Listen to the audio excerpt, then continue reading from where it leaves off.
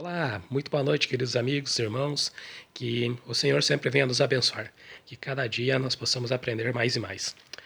Oremos antes de fazermos a análise de hoje. Senhor, obrigado por mais esse dia, essa semana que está se iniciando, essa segunda-feira, essa madrugada. Que o Senhor venha abençoar não só a mim, mas também aquelas pessoas que assistem o vídeo, aquelas pessoas que precisam tanto na área espiritual, na área física, na área emocional, que o Senhor venha consolar os corações.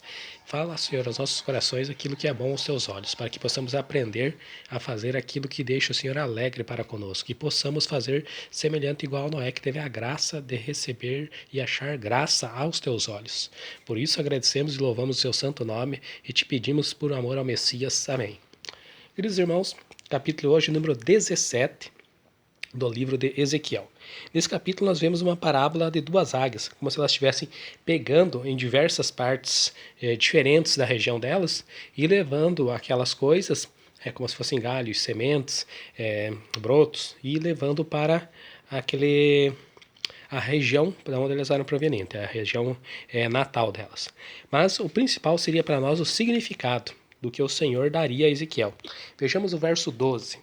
Dize agora a casa rebelde: não sabeis o que significam essas coisas? Dizem: eis que veio o rei da Babilônia a Jerusalém. Ou seja, era de uma terra natal diferente, era de uma região distante e veio até Jerusalém.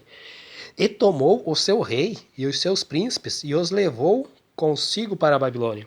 Então aqueles brotos, aquelas sementes, aquelas coisas que as águias estavam pegando, era como se fosse o rei da Babilônia levando as sementes para serem plantadas em outro local. Mas como nós sabemos que o povo era rebelde e se revoltaram depois contra, o que aconteceu? Verso 13. E tomou da semente real e fez concerto com ele, e trouxe sob juramento, e tomou os poderosos da terra. Verso 14.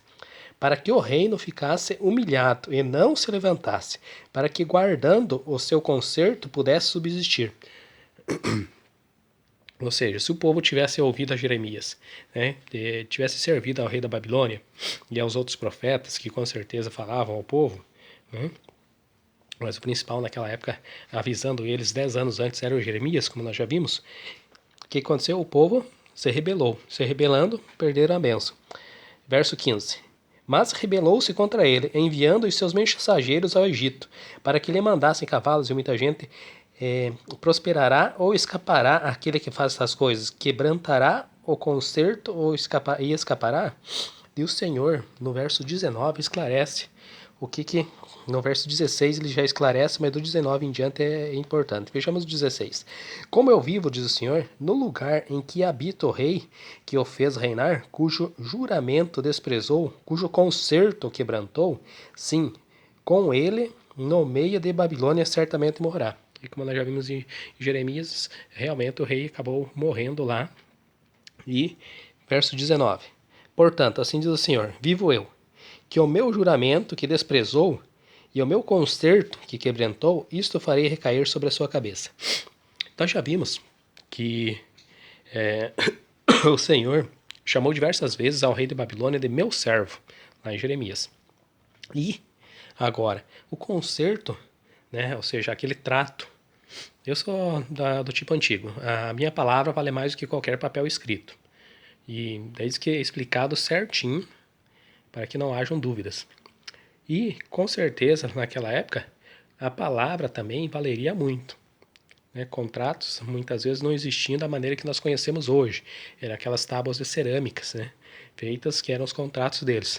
Mas se a pessoa tivesse palavra, não importa, igual hoje. Se a pessoa tem palavra, a palavra dela vale mais do que muitos contratos que as pessoas até não cumprem. E o que acontece? O contrato, esse concerto, era com o próprio Senhor, já como o Nabucodonosor era servo do Senhor, como ele havia falado diversas vezes. Então, seria um concerto até mesmo com o Senhor para eles subsistirem. Como nós vimos, eles foram rebeldes e acabaram muitos perecendo. Verso 20. E estenderei sobre ele a minha rede, e não ficará preso no meu laço, e eu levarei a Babilônia, e ali entrarei com juízo com ele, e pela rebeldia com que se rebelou contra mim. Então, queridos irmãos, pensem nisso, que cada dia o Senhor venha nos iluminar, para que quando vier alguma coisa que muitas vezes pode parecer mal aos nossos olhos, assim como era o cativeiro para aquelas pessoas, mas muitas vezes é algo que o Senhor manda para nós, numa espécie de bênção, para nos livrar de coisas piores. Pense nisso, fique com o Senhor, até a próxima.